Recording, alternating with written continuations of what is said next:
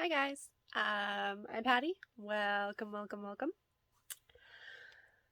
Today I'm going to talk about The Little Mermaid. The remake. Oh, it was good. I am a Disney fan. Love Disney. My favorite remake, is probably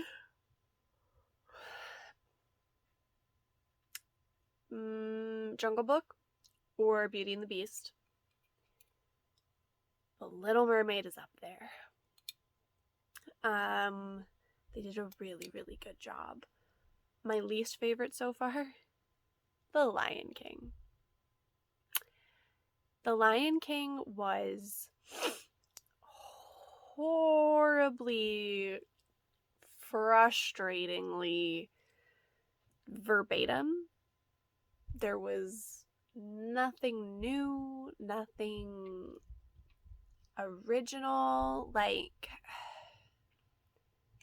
feel like they tried to add a couple little new things and it just brought it down instead of feeling like a makeover, which is what The Little Mermaid did so well. So it opens with a quote from, I believe it was Hans Christian Andersen who wrote The Little Mermaid. But the quote is, I'm going to get this wrong, but it's, "A mermaid cannot shed tears and so suffers most." And so I spend the entire movie going, if this girl doesn't cry.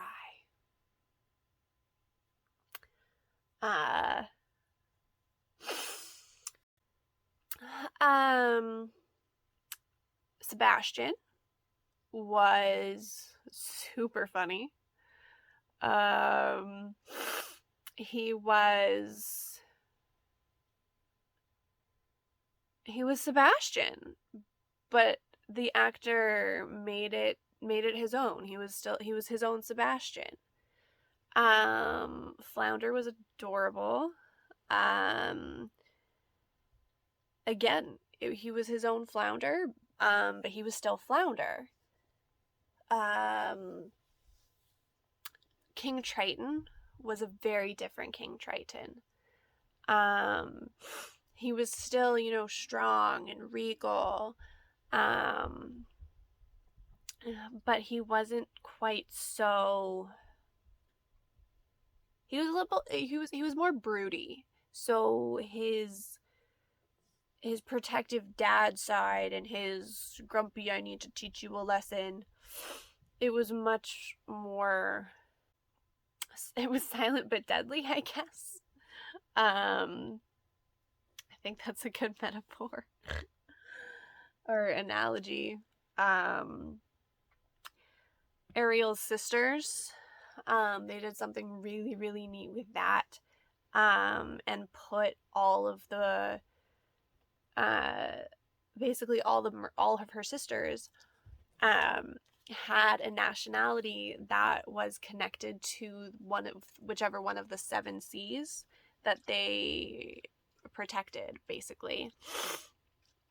And so seeing those cultural aspects was really neat.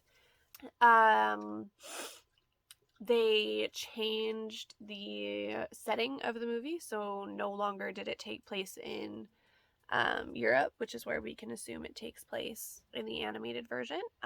Instead, it was South America somewhere. We can tell that based on the fact that there's, palm trees. He mentions Brazil, the Brazilian Empire, now Brazil, he being Prince Eric. And he also references Europe as a whole. So he voyages a lot as a character, not so much in the movie, but as a character, he's very much a voyager.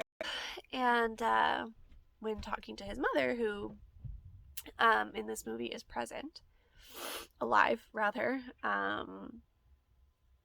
He says Europe has this thing and they use it for this thing. So we can assume from that, they're not in Europe, because he refers to Europe as Europe. He gets like a power love song, which is really neat. That's one thing I'm really enjoying with Disney right now and all of their remakes is bringing that sensitive side to the male characters and giving them a little bit more depth. They're not just the strong hero. They actually have feelings. Oh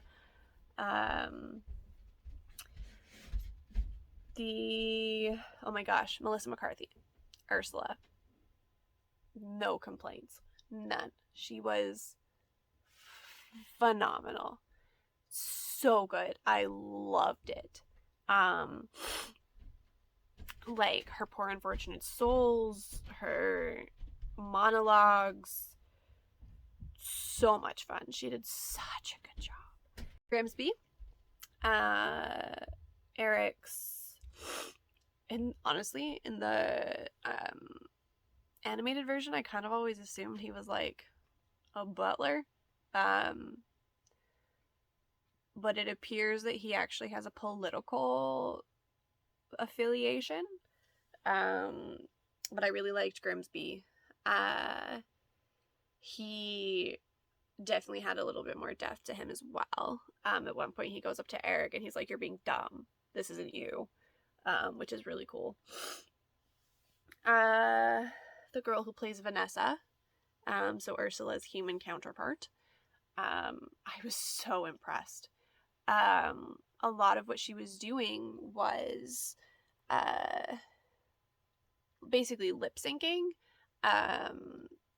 to either Melissa McCarthy's voice or Halle Bailey's voice. And she did such a good job. So if you've seen the animated version,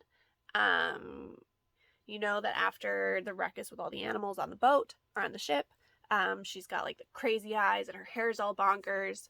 So in the remake, her bonkers face is so good. It is like, it's priceless. She does such a good job. Scuttle is a female in the live action remake, and she's hilarious.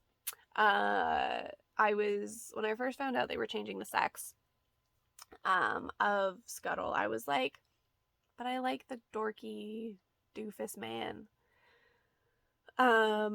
I still like the dorky doofus man, but I was not disappointed with what they did with the female Scuttle. She was still dorky, still a doofus. But again, she made it her own, but she was still Scuttle. Okay. I think I've covered everybody except for the Grand Lady.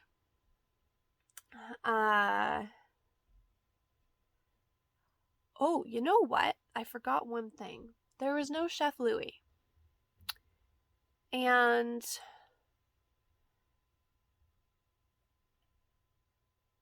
after the fact, I'm a little disappointed, but I also, while watching the movie, I didn't notice.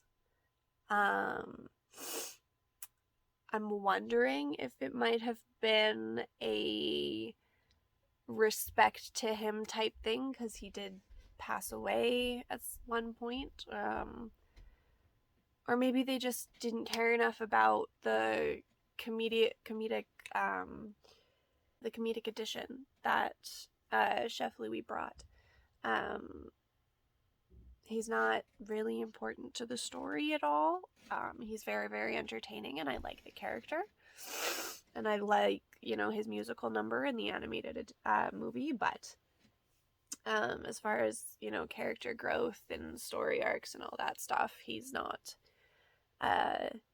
he doesn't really impact anybody in any way. Other than driving Sebastian bonkers, but Ariel does that enough on her own. But yes, Halle Bailey. I am not ashamed to say I was nervous as hell. I didn't think anybody could outdo or do justice to or measure up at all to Jodie Benson. Couldn't imagine it.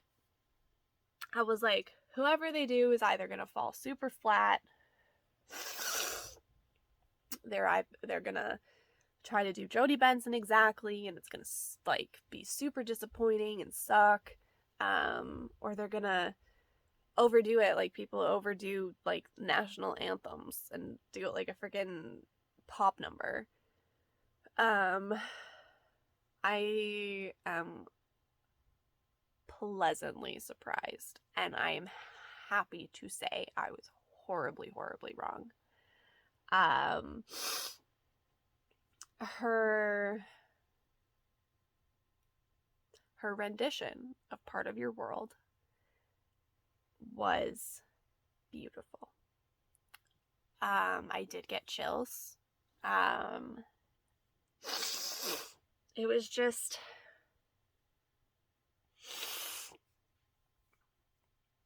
it was beautiful. I don't really know how else to say it. There were some parts that she took that with Jodie Benson, they were bigger. So Halle Bailey made them a little softer, and it works. And then she took a couple of Jodie Benson's softer moments and made them bigger, and it still works, and it works beautifully because there's still that dichotomy of I want to be a human and I want to live with humans and explore all of these things, and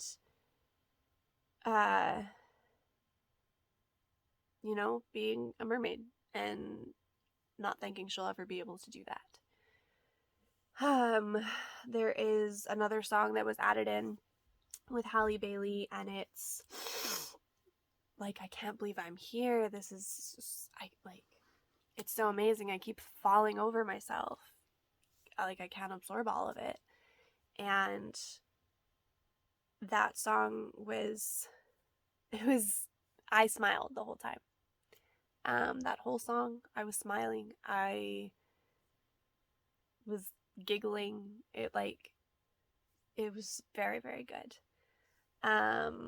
The only thing I did not like about Halle Bailey, and I doubt this was her choice. It's just what they did to the song. But what they did to Under the Sea. She pipes in a couple times.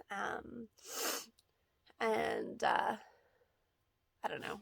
I wasn't a huge fan of that, but that was more of a creative decision, not so much I have a problem with Halle Bailey thing.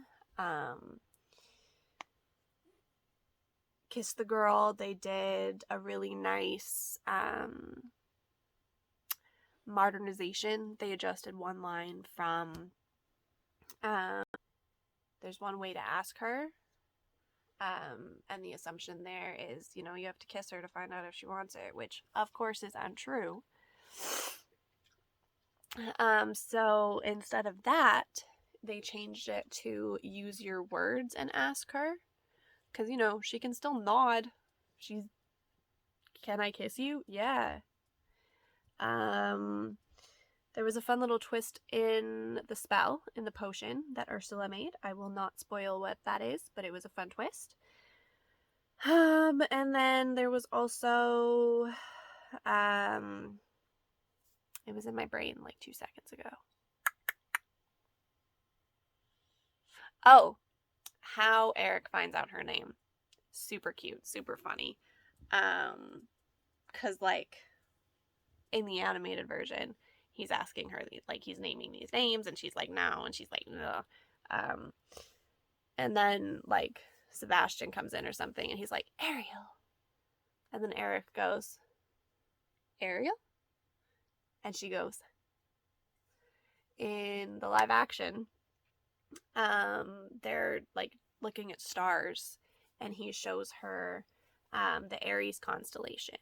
And so she like points to the constellation, and he says Aries, and she goes, and he says Aries, and she goes, but like on his face. So it like drops the sound. So it's Aries, Ariel, Ariel.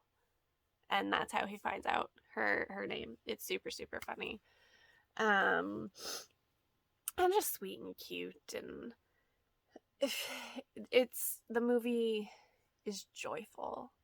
And the way I described it to my friend after we got out of it, because we were comparing it to, but like of course we were comparing it to a bunch of other live action remakes.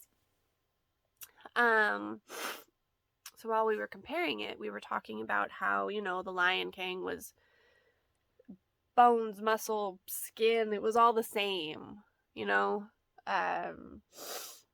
Like, really, they added eyeliner with Beyonce's song, and that was about it. But if you look at, like, The Little Mermaid, it's the same person. So the bones are the same, the muscles, like the skeleton, it's all the same. But it got a makeover. So they took this movie and they gave it a haircut, and they, you know, sent it to the salon for a facial. This person went shopping, and they got a new outfit, and they got new shoes and a new hat, like whatever you want to say for a makeover. But that's what they did, is they took this movie, and instead of washing its face or just adding lipstick, they did a full makeover. So the person's the same, the bones are the same, but it's new, it's fresh. And whether that makeover is better or not is entirely up to, you know, it's subjective, just like actual makeovers are. Maybe you get a haircut and you hate it. Maybe you get a haircut and, you know, your partner, your best friend is like, hey, I love your haircut, but you hate it. Or maybe you love your haircut and people are like, that's not the best shape for your face. So it's like, it's kind of all the same thing there. But that's the analogy that I like. Yeah, it's a great movie. I definitely recommend. Excuse me.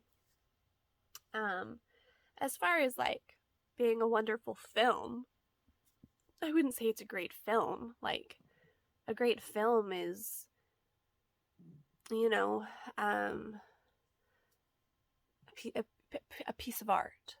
So a really good film is something like, I can't even think of anything right now. I don't usually enjoy something that I would call a film.